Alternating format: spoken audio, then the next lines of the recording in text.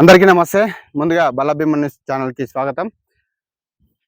వికారాబాద్ జిల్లా బొమ్రెస్పేట మండలం రేగడ్ మైలారం తర్వాత కొత్తూరు ఎన్కేపల్లి మధ్యలో ఉన్నటువంటి ఈ యొక్క ఫారెస్ట్ తిరుమలాపూర్ అనే ఒక రెవెన్యూ విలేజ్ ఉంటుంది. ఆ విలేజ్ అయితే ప్రస్తుతం లేదు. టోటల్గా ఇక్కడైతే ఒక ఫారెస్ట్ ఉంటుంది. గత వారం రోజుల కిందట బలభీమ న్యూస్ ఛానల్ ఇక్కడ ఉన్నటువంటి ఎన్కేపల్లి గ్రామానికి చెందినటువంటి పూజారి నరసింహులు అనే వ్యక్తి ఈ యొక్క అటవీ భూమిని అన్యక్రాంతం చేస్తున్నాడు. దాదాపు గ్రామస్తుల సమాచారం మేరకు మనం ఇక్కడ పరిశీలన చేస్తే దాదాపు 8 ఎకరాలకు పైగా అన్యక్రాంతం కబ్జాకు గురి చేసినట్టు అయితే మనకు ప్రత్యక్షంగా అయితే మనం ఇటీవల ఒక వీడియో అయితే విడుదల చేయడం జరిగింది. వార్తను అయితే సేకరించడం జరిగింది.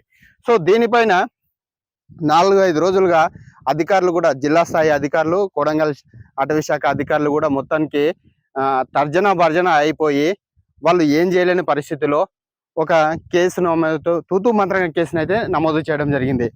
అయితే ఇక్కడ దాదాపు గ్రామస్తులు ఏమంటున్నారంటే 8 ఎకరాల వరకు అన్యక్రాంతం చేసిండు, కబ్జా గురి చేసిన అనే గ్రామస్తులు ఆరోపణలు చేస్తుంటే వీళ్ళు అధికారులు కేవలం 3 ఎకరాలు మాత్రమే కబ్జాకు గురైనట్లు కూడా నిర్ధారించడం జరిగింది. దీనిపైన కూడా మనము పూర్తి స్థాయి పరిశీలన చేసినాము. దానిపైన వాళ్ళు అధికారులు కూడా ఏం చేసిందంటే మన వార్తకు స్పందించి ఇక్కడ ఉన్నటువంటి రోడ్డును బ్లాక్ చేసేసారు.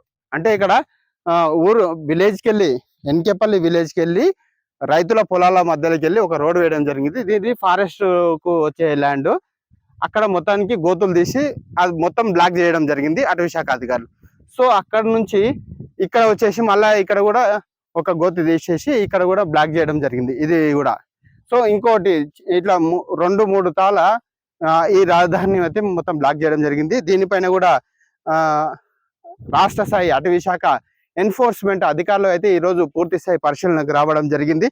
ఏంది ఈ పరిశీలన చేస్తున్నారు, ఎంత స్థాయి కబ్జాకు గురైంది, అటవీ శాఖ అధికారులు ఎందుకు ఇంత నిర్లక్ష్యం వ్యవహరిస్తున్నారు అని చెప్పేసి ఎన్ఫోర్స్మెంట్ అధికారులు కూడా ఇక్కడ ఈ అడవికి రావడం జరిగింది. వాళ్ళు కూడా పూర్తి స్థాయి ఎన్ని చెట్లు నరికిండ్రు, ఎంత రోడ్డు వేసిండ్రు, అసలు ఎన్ని ఎకరాలు కబ్జాకు అయింది, ఎంతమంది అయిండ్రు, అసలు ఏంది ఫారెస్ట్ స్థితిగతులు ఏంది అనే దానిపైన కూడా మొత్తం పరిశీలన చేయడానికి హైదరాబాద్ నుంచి ఎన్ఫోర్స్మెంట్ అటవీ శాఖ అధికారులు అయితే ఇక్కడికి రావడం జరిగింది.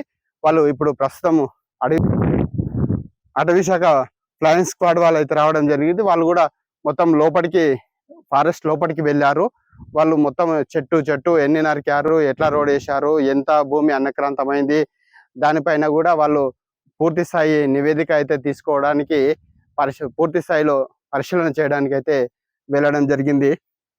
అసలు ఇక్కడ దాపురించాయి. ఇక్కడ ఉన్నటువంటి పూజారి నరసింహ అనే వ్యక్తి కూడా ఇలాంటి ఘాతుకాలకు పాల్పడడం జరిగింది.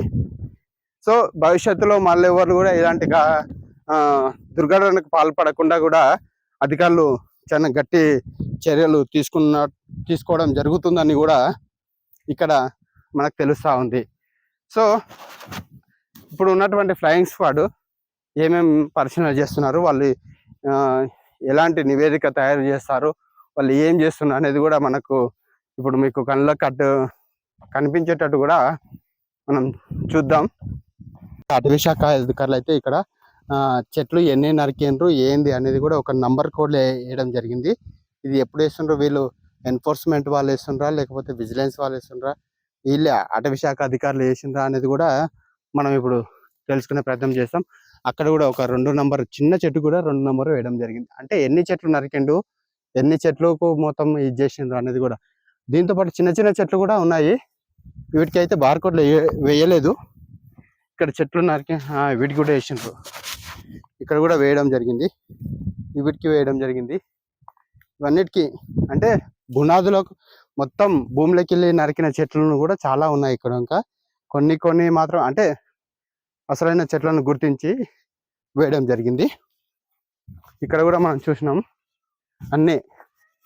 టోటల్గా అన్ని చెట్లు అయితే ఇక్కడ చూసడం జరిగింది. ఇక్కడ వేశారు, అక్కడ వేశారు. వీటిలో ఎన్ని చెట్లు నరికిండ్రు అనేది కూడా వాళ్ళు సో ఇట్లా రాళ్ళు కూడా పెద్ద రాళ్ళు తీసుకొచ్చి ఇక్కడ రోడ్డు పైకి వేసి రోడ్డుని మొత్తం చెరిపేసి ఎవరు జనసంచారం రాకుండా కూడా అటవీ శాఖ అధికారులు అయితే ఈ విధంగా చేయడం జరిగింది. ఇది ఒక దట్టమైన అడవి. తిరుమల ఫారెస్ట్ అనేది ఒక దట్టమైన అడవి ఇది. ఈ అడవిని కూడా ఇక్కడ మొత్తం గోతులు తీసేశారు అధికారులు. సో ముందు ఇంకా ఎలాంటి ఇది చేశారు అని కూడా చూద్దాం మనం ఒకసారి. ఎంతవరకు ఫారెస్ట్ని ఆక్రమించి ఉన్నారు చూద్దాం.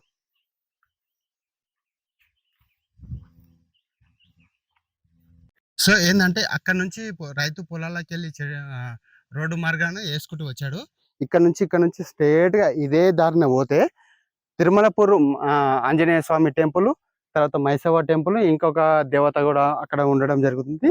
కాకపోతే ఆయన పూజారి నరసింహులు ఏం చెప్పాడంటే రైతుల పేరు చెప్పేసి రైతులందరూ కలిసి ఆ దేవాలయానికి రోడ్డు మార్గం ఏర్పాటు చేసుకుంటున్నాం అని చెప్పేసి అన్నాడు. కాకపోతే అది అవాస్తవం, నిజం కాదు. ఇక్కడ వరకు రోడ్డు వేసుకొని ఇక్కడ నుంచి ఈ టర్న్ ఇక్కడ తన చేను ఉంటుంది. సో ఫారెస్ట్ అధికారులు ఇక్కడ అయితే మొత్తం బ్లాక్ చేయడం జరిగింది. గుంతలు దువ్విండ్రు. సో ఎంత దువ్విండ్రు అక్కడ కాకుండా ఇక ఇక్కడ ఇట్లా రోడ్డు ఇట్లా వెళ్ళిపోయింది అన్నట్టు. ఈడు వరకు తీసుకొచ్చిన తర్వాత ఇక్కడ తన దారికి తన పొలానికి ఈ ఫారెస్ట్కి వెళ్ళి దారి చేసుకోవడం జరిగింది. సో దీనిపైన కూడా వాళ్ళు ఏంది ఇక్కడ మనం ముందుకెళ్తే కూడా మనం ఇంకా విషయాలు తెలుసుకోవచ్చు. వచ్చేసి ఇంత దాదాపు ఒక 100 మీటర్లు ఉంటుంది ఇది అక్కడ నుంచి ఇక్కడ వరకు. ఇక్కడ వచ్చేసి కూడా ఇది మొత్తం పూజారి నరసింహులు తన పొలం అంటూ చెప్పడం జరుగుతుంది. ఇది ఆయన సొంతంగా అంటే వంశపరంపరంగా వచ్చిన పొలమా లేకపోతే తను కబ్జా చేసిన పొలమా, ఇక్కడ అంతా ఫెన్సింగ్ కూడా మనం ఇటీవల మొన్న వీడియోలో కూడా మనం చెప్పడం జరిగింది. సో ఇప్పుడైతే అటవీ శాఖ అధికారులు వచ్చి తన పొలానికి వెళ్ళనీయకుండా కొద్దిగా గుంతలు దోసి బ్లాక్ చేయడం అయితే జరిగింది ఇక్కడ నుంచి.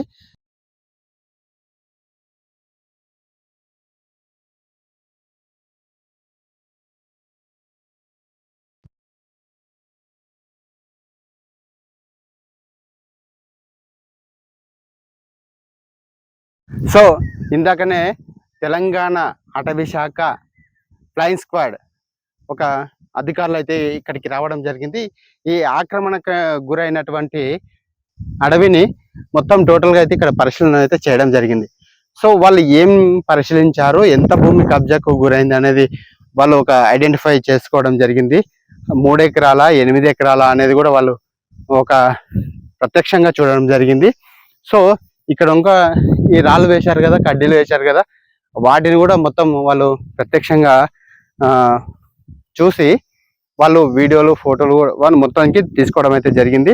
సో దీనిపైన కూడా వాళ్ళు ఏం నివేదిక ఇస్తారు, ఏం చెబుతారు, వాళ్ళైతే అదే మీడియాకు అలవ్ లేదు, మీడియా రావద్దు, ఫోటోలు తీయొద్దు, వీడియోలు తీయొద్దు అని కూడా ఒక హుకుం జారీ చేయడం అయితే జరిగింది. ఇక్కడ వచ్చిన మీడియాని కూడా వాళ్ళు తన వద్దకు రానియకుండా అడ్డుకునే పరిస్థితి అయితే మనకు చూసినాం. సో వాళ్ళు ఇక్కడ అంతా మొత్తానికి పరిశీలన చేసిండ్రు.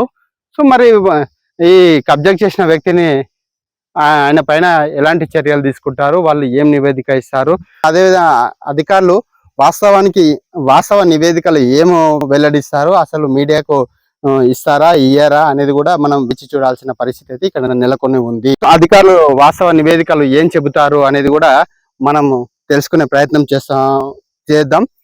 చూస్తూనే ఉండండి బల భీమన్ ఛానల్.